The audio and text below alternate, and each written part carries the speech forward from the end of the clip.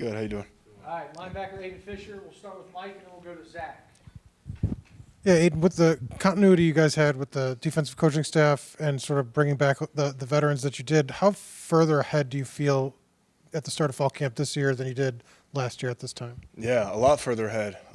Just the guys and the verbiage that, when you bring in transfers or freshmen, it's the little things that, can get tweaked.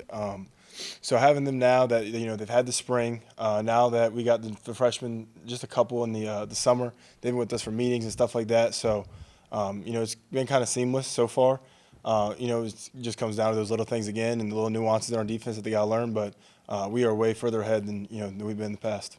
Going your right to Zach, Jared.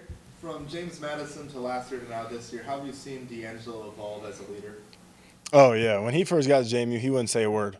He was quiet, just put his head down and work. But now he's trying to be more vocal. He's always been a lead by example type of guy. I mess with him. I tell him that doesn't even exist. He's got to use his voice a little bit. So now you see him kind of, bringing guys along and just pushing them to be better. And, I think it's going to make him better in the long run. But he's been phenomenal so far. Stay on your right in the second row to Jared and then Luke. It seems like a lot of the younger guys on the team, do you sort of wear that on your shoulders so that they have at least a little lead? Yeah, I do. And I think it honestly makes me a better player for it. Being able to show the young guys, the way and kind of how I got to where I am and, I'm striving for more, it makes me feel, more accountable and that I have to be doing these things, not only for myself but the people around me to make sure this program's heading in the right direction and ultimately that's to win a lot of football games. We'll go second row left to Luke. A year ago, you were new here from Virginia, and how much has happened to you to change you and your playing experience in that year? And you were wondering what was going to happen, perhaps at the Big Ten Media Days, if I recall, but also, and then you accomplished a lot. So, where do you think? I mean, what kind of journey has that been? Yeah, I think it's just been one of faith. I think I've been led down this path by God, and He's given me a lot of confidence in everything that I do, from Him through me. But when I first got here, yeah, there were some doubts for sure. A lot of questions I felt like I needed to answer. And throughout last season and, just keeping my head down and working, I think we established that confidence and kind of confirmed that, we could play here and we belong. But, yeah, it's been a surreal ride and one that's been a lot of fun. Stay on your left to Pete and then go to Seth. Aiden, in order to take the next step for you, what are the keys for you to do that? And then when you're not playing football and stuff, what do you do to kind of chill out or relax? Yeah, to the first question, just what I need to do is, just keep working on my leadership.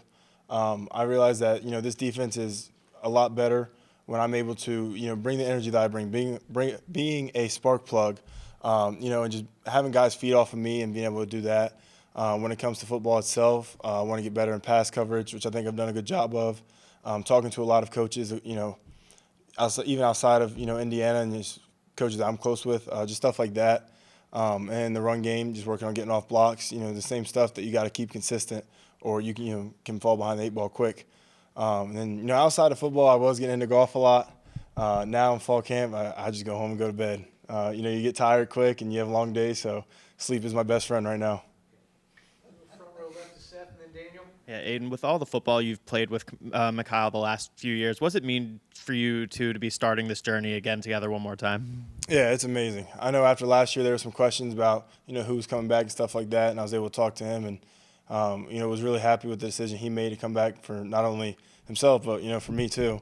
It was good to have him back, but, I've seen him take so many steps from taking care of his body to being a leader, just everything that, you want in a guy like that and a leader on your defensive line. But it's been amazing. We got in, I think I was a year or two after him at JMU, and then just kind of keeping this thing rolling together. It's been great. Go Daniel in front and then Jared. Bro Hardy, when did it just kind of click like, okay, he's a guy? I would say like mid-season last year.